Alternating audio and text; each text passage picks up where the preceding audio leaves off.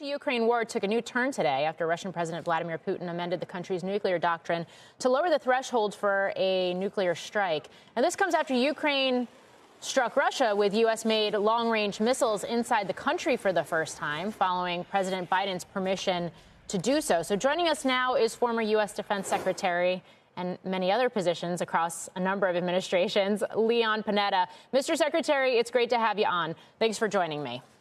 Good to be with you, Morgan. So that's exactly where we want to start, because this was a significant shift by the U.S. to allow, in this particular case today, ATACMS launched by Ukraine into Russia, these long-range missiles. Just want to get your thoughts on why that shift seemed to be necessary now, especially when we're talking about a lame duck president and administration and a new one coming in talking about conflict resolution. Well, let's not make any mistake here. Putin is the aggressor. Putin's the invader.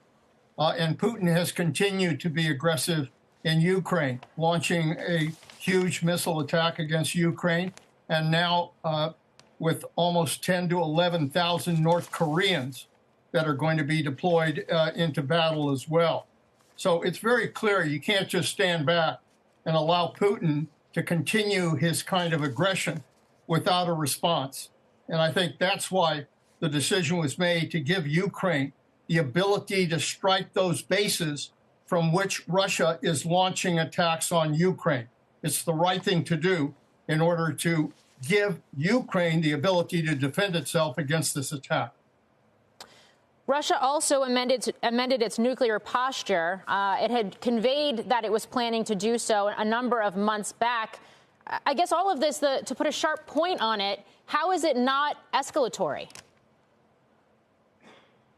Well, look, Putin has been threatening to use low-yield nuclear weapons for almost 2 years of the war in Ukraine, and that hasn't happened. And the reason it hasn't happened is he knows if he crosses that line, that the United States would be forced to respond.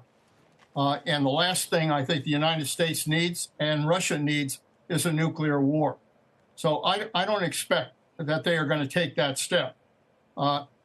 They're obviously going to continue to be aggressive. They're obviously going to continue to be able to use missiles and drones. And now they've got these Korean soldiers, North Korean soldiers, that they'll use in battle. They have plenty of ways to be aggressive here without resorting to any kind of nuclear warfare, which would be destructive of Russia as well. Do you want to get your thoughts on this incoming administration and some of the picks we've gotten as investors try and parse out what this could mean for policy implications looking to 2025 and beyond? Hegseth, Gabbard, Waltz, Ratcliffe. How does this potentially position the Defense Department, the intelligence agencies, the national security apparatus of the U.S. to now shift in terms of policy, in terms of posture? What does it mean potentially for regulatory reform? Well, look, there's no question there certainly are going to be changes. And I take a kind of traditional approach here that a new president is entitled to name people that he wants to be on his team. But I also believe that the Senate has a huge responsibility to provide advice and consent on those nominees.